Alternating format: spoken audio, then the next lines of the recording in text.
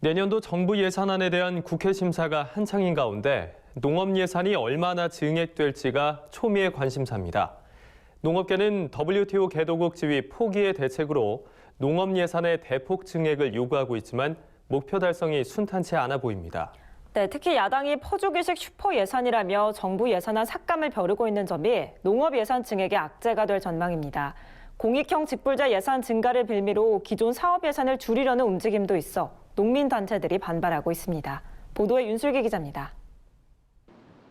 국회 예산 심사가 한창인 가운데 농업 예산 증액 여부에도 관심이 집중되고 있습니다. 국회 농림축산식품해양수산위원회는 이달 초 전체 회의에서 내년도 농림축산식품부 소관 예산을 정부안보다 증액시켜 의결했습니다. 당초 정부안은 15조 2,990억 원이었는데 여기서 2조 5,575억 원을 더 늘린 겁니다. 문제는 국회 예산결산 특별위원회 심사. 예산 심사의 열쇠는 예결위가 쥐고 있는데 예결위 심사가 녹록지 않은 상황이기 때문입니다. 이미 제1야당인 자유한국당이 정부가 내년도 예산안을 513조 5천억 원으로 편성한 것에 대해 퍼주기식 슈퍼예산이라며 저지하겠다는 입장을 밝힌 상태입니다.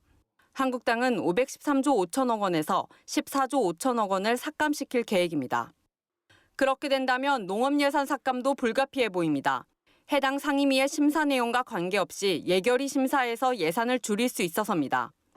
최근 진행됐던 예결위 예산안 조정 소위원회에서도 농식품부 사업에 대한 야당 의원들의 감액 주장이 이어졌습니다.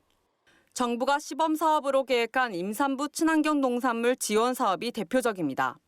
박원수 한국당 의원은 농식품부가 본연의 사업은 하지 않고 국민의 건강복지 사업까지 책임져야 하느냐며 소득 기준도 없이 모든 임산부를 대상으로 하는 지원 사업은 전액 삭감해야 한다고 말했습니다. 또한 야당 의원들은 논타작물 재배 지원 사업도 대체 작목 재배에 따른 풍선 효과와 농업진흥지역 해제를 통한 전체 농규모 감축 등이 우려된다면서 예산을 줄여야 한다고 주장했습니다. 이러한 주장의 농업계는 임산부 친환경 농산물 지원은 국민참여 예산제도를 통해 수립한 시범 사업이고 논타작물 재배 지원 사업도 논의 벼 대신 다른 작물을 심게 해 과잉 공급되는 쌀 생산량을 줄이기 위해 시행되는 거라고 반박했습니다.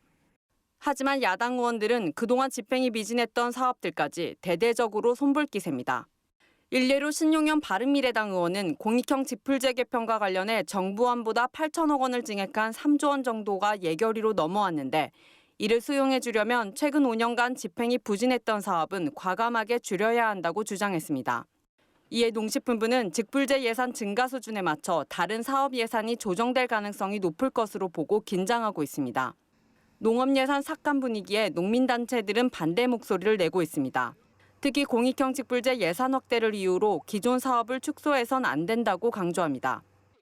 지금 정부가 WTO 대안으로 공익형 직불제를 하겠다고 하는데 공익형 직불제를 지금 2조 2천억에서 3조까지 늘리겠다 하면서 다른 농업 예산을 삭감하는 부분은 현실적으로 지금의 농업을 포기하는 정책이기 때문에 그 부분은 바람직하지 않다. 그래서 이번에 내년도 농업 예산이 15조 3천억 정도인데 저희들은 그래서 지금 5%는 안 되면 4% 이상의 농업 예산을 증액을 요구하는 겁니다.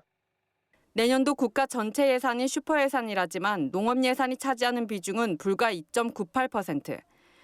예결위가 정부 예산안을 대대적으로 삭감하는 분위기 속에서 농업 예산이 더 쪼그라드는 것은 아닌지 귀추가 주목됩니다.